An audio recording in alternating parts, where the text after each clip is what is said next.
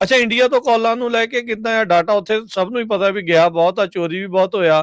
ਹੁਣ ਕਾਲਾਂ ਵੀ ਜਿਹੜੀਆਂ ਕਈ ਤਰੀਕੇ ਦੀਆਂ ਸਕੈਮ ਦੀਆਂ ਵੀ ਆਉਂਦੀਆਂ, ਉਸੇ ਤਰੀਕੇ ਦੇ ਨਾਲ ਹੀ ਚੱਲ ਰਹੀਆਂ।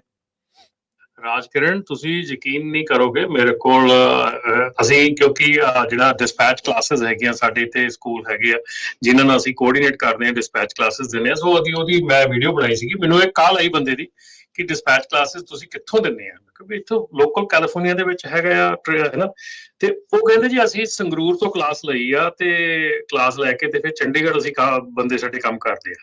ਸੋ ਤੁਸੀਂ ਮਤਲਬ ਇਹ ਦੇਖੋ ਵੀ ਕਲਾਸਿਸ ਉੱਥੇ ਚੱਲ ਰਹੀਆਂ, ਉੱਥੇ ਕੰਮ ਵਾਸਤੇ ਇਹ ਸਾਰਾ ਕੁਝ ਉੱਥੇ ਚੱਲ ਰਿਹਾ ਹੈਗਾ। ਸਾਡੇ ਬੰਦੇ ਇੱਥੇ ਕਲਾਸ ਲੈਣ ਨੂੰ ਰੈਡੀ ਨਹੀਂ ਹੈਗੇ, ਇੱਥੇ ਕੰਮ ਕਰਨ ਨੂੰ ਰੈਡੀ ਨਹੀਂ ਹੈਗੇ। ਜਿਹੜਾ Rajkiran illegal foreign driver licence ਹੈਗਾ, ਇਹਦੇ ਉੱਤੇ ਕਾਫੀ ਇਸ ਵੇਲੇ ਇਨਵੈਸਟੀਗੇਸ਼ਨ ਚੱਲ ਰਹੀ ਹੈਗੀ ਆ। ਟੈਕਸਸ ਦੇ ਵਿੱਚ ਐਡਾ ਕੁ ਵੱਡਾ ਜਿਹੜਾ ਇਹ ਕੰਮ ਚੱਲ ਰਿਹਾ ਹੈਗਾ, ਔਰ ਬਹੁਤ ਕੰਪਨੀਆਂ ਜਿਹੜੀਆਂ ਹੈਗੀਆਂ ਆ ਉਹ ਫੋਰਨਰ ਡਰਾਈਵਰ ਨੂੰ ਹਾਇਰ ਕਰਦੀਆਂ ਹੈਗੀਆਂ। ਜਿਵੇਂ ਕਿ ਮੈਕਸੀਕਨ ਡਰਾਈਵਰਸ ਹੈਗੇ ਆ, ਦੇ hire them for $1,500 a month, ਤੇ ਉਹ ਬੰਦੇ ਮੈਕਸੀਕੋ ਤੋਂ ਲੋਡ ਲੈ ਕੇ ਆਉਂਦੇ ਆ ਮਤਲਬ ਕਿ ਯੂਐਸ, ਤੇ ਯੂਐਸ ਤੋਂ ਕੋਈ ਵੀ ਲੋਡ ਚੱਕ ਕੇ ਵਾਪਸ ਮੈਕਸੀਕੋ ਚਲੇ ਜਾਂਦੇ ਆ।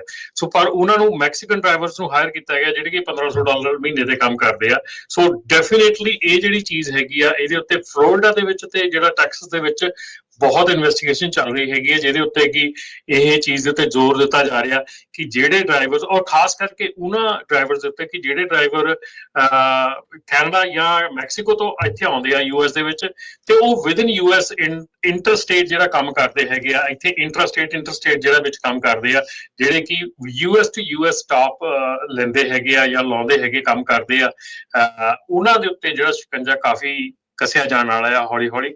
ਸੋ ਕਾਫੀ ਚੀਜ਼ਾਂ ਜਿਹੜੀਆਂ ਹੋ ਰਹੀਆਂ ਇਸ ਵੇਲੇ, ਔਰ ਕਾਫੀ ਚੀਜ਼ਾਂ ਤੇ ਜਿਹੜਾ ਆ ਅਸਰ ਦੇਖ ਰਿਹਾ ਕਿ ਆਉਣ ਵਾਲੇ ਸਮੇਂ 'ਚ ਹੋਊਗਾ।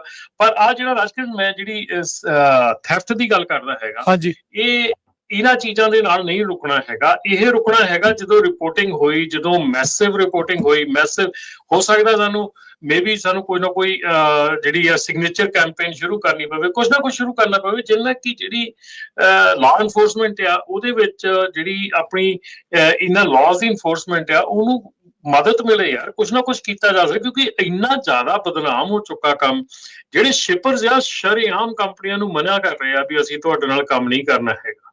ਸੋ ਇਹ ਬਹੁਤ ਮਾੜੀ ਗੱਲ ਹੈਗੀ ਆ ਇਸ ਵੇਲੇ। ਜੀ ਜੀ ਬਿਲਕੁਲ। ਸਰੋਤਾ, ਤੁਸੀਂ ਕੋਈ ਕੁਐਸਚਨ ਹੈਗਾ ਕਾਲ ਕਰ ਲਓ। ਇੱਕ ਹੋਰ ਬਹੁਤ ਇੰਪੋਰਟੈਂਟ ਇਸ਼ੂ ਚੱਲ ਰਿਹਾ ਯੂਐਸ ਕਾਂਗਰਸ ਦੇ ਕੋਲ, ਰਮਨ ਜੀ।